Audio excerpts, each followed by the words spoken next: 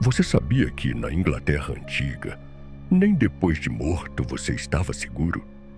Ser enterrado vivo já era um medo enorme na Inglaterra dos séculos XVIII e XIX. Mas não era o único. Existia algo igualmente assustador acontecendo: o roubo de corpos. Naquela época, cemitérios não eram exatamente lugares seguros. Para tentar proteger os mortos, algumas famílias utilizavam estruturas de ferro chamadas mortsafs, que funcionavam como grades sobre os túmulos. Mas isso não foi suficiente.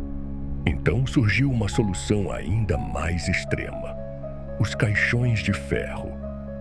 Esses caixões começaram a aparecer no início do século XIX, justamente quando o roubo de cadáveres atingia seu auge.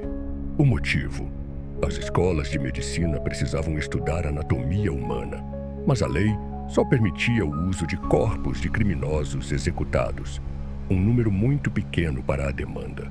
Foi aí que nasceu um mercado ilegal. Grupos conhecidos como ressurreicionistas invadiam cemitérios durante a noite, desenterravam corpos recém-sepultados e vendiam para médicos e instituições. Um único cadáver podia render entre 8 e 14 libras, uma fortuna na época. Eles agiam de forma rápida e estratégica. Cavavam apenas a parte superior do túmulo, quebravam o caixão e puxavam o corpo com cordas. Depois, fechavam tudo novamente para não levantar suspeitas. Para combater isso, os caixões de ferro passaram a ser usados. Alguns modelos tinham sistemas de travas com molas que dificultavam muito a abertura. Além disso, o peso do metal tornava quase impossível remover o corpo rapidamente. Mesmo assim, eles nunca se popularizaram muito. Eram caros e acessíveis apenas para famílias mais ricas. Além disso, muitas igrejas não aprovavam seu uso, já que o ferro demorava muito mais para se decompor no solo. Com o tempo, o problema começou a diminuir.